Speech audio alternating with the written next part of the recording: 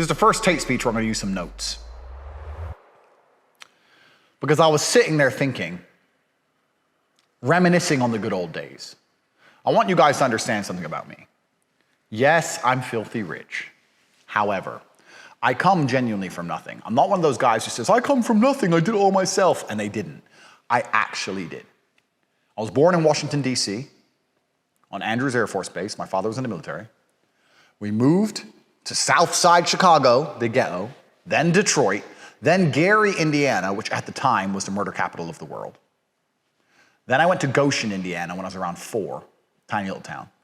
I was in Goshen, Indiana until I was 11, and then I moved to Luton, England, which was voted the worst place to live in England. And still, I managed to make all this money all by myself. So I started from nothing. And sometimes me and Tristan sit around and we miss the old days. Yes, I have all this money. Yes, I have a Bugatti, every car, diamond watch, a mansion, blah, blah.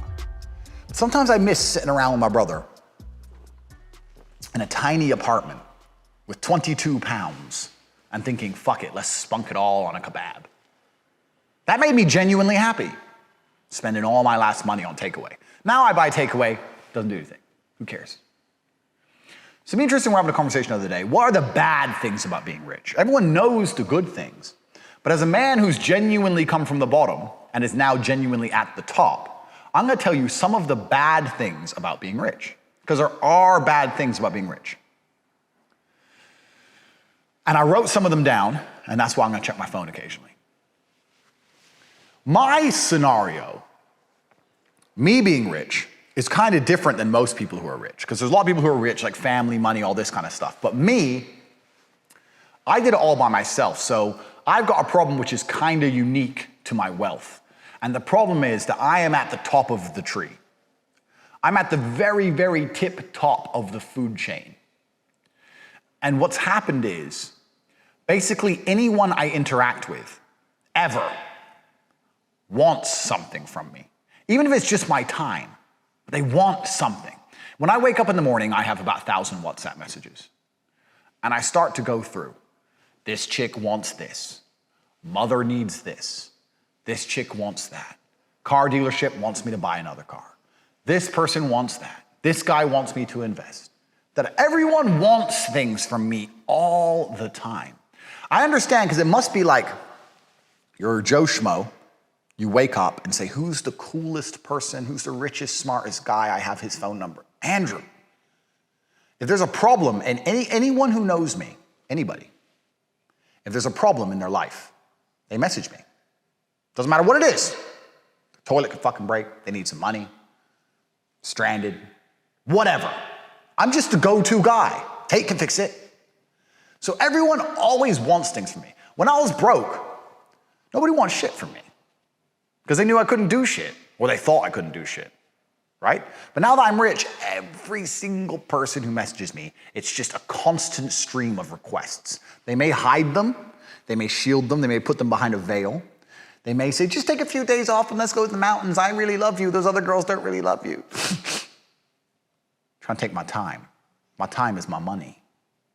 They all want something. So that's the first thing that happened when I got rich. I realized everybody wants things from me all the time. And I don't mind. I'm not complaining, right? I don't even think this video is a complaint video. And I don't want you to sit there and think, ha ha ha, more money, more problems, because I love being fucking rich. And I love being top of the food chain. I was built for this. I'm a king. I couldn't live any other way. But I'm very aware as I go through my day-to-day life. Everybody wants something from me. They try and frame it. They say, hey, I've got an opportunity for you. The opportunity is not for me, friend, because I don't need your shit. The opportunity is for you, because you want my money. You're gonna come and give me your business plan and try and convince me that I'm the lucky one with the opportunity when you're trying to walk away with millions of my dollars. No. So the first thing is when you're rich, everyone wants things from you all of the time. That's the first thing that happens. The second thing that I don't really like about being rich. Food used to be a big deal. So my brother and I, we've always lived together. And when we were broke and we were training for world title fights. I told you, this kid is dangerous. Like his style or not, he will not So we were world level athletes with no money. We invented a dish that was so bland, we called it flavor, because it was the only way you could add flavor to the dish. So it had the name flavor, but it was extremely bland. And it was white rice, frozen peas, because they're cheap, kidney beans. Kidney beans have more protein per 100 grams than minced beef. Did you know that? I found out when I was broke, walking the aisles at a grocery store, trying to find the cheapest protein money can buy. Couldn't bring myself to be a vegetarian, so I'd add a little bit of meat, minced beef. And if I was really rich, I'd have hot sauce. But that was like $2 or $3 without adding nutritional sustenance. It was just purely for taste. And I couldn't often afford that. Literally, you have no idea how broke I was when I was fighting. Kickboxing does not pay. So for a good 3-year period of my life, I lived on this flavor. We'd cook it twice a week, cook on a Sunday and on a Wednesday, and we'd make these big pots of rice, green peas, kidney beans, and a bit of minced beef. That was it. And every once in a while, if my friends came over and they had more money than me, or if I went to a fight show and I was getting a paid dinner, or if I was out with, my uncle who had money, and they'd buy me a steak. Whoo! You ever had a steak for the first time in 3 months after eating nothing but flavor? You don't understand the level of happiness. Food was amazing when I was poor. What's food now? All I do is eat steaks. I walk into the restaurant and say, give me your most expensive steak.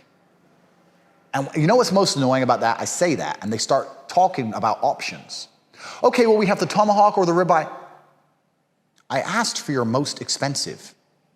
It's in numbers. Which number is higher? Oh, the tomahawk. Then why are you fucking talking about a ribeye? You dumb bitch. Of course, I don't say it like that. I say, ha ha ha ha, I'll take the tomahawk, please, because I'm a polite man. I'll take the most expensive steak. I don't care. I don't care what cut of beef it is. It's a cow. They cut the cow this way. They cut the cow that way. I don't give a shit. I walk in the restaurant. Give me your most expensive steak. Tristan also. Give me the most expensive steak. Okay, yeah, what sides do you like? All of them. All of them? Yeah, give me all the sides. We sit there with 2 fucking $400 steaks. We have a bite of each side, a little bit of macaroni and cheese, a bit of mashed potato, a bit of green beans, 1 fry. Leave them basically all uneaten. And we walk off with our $1,000 lunch.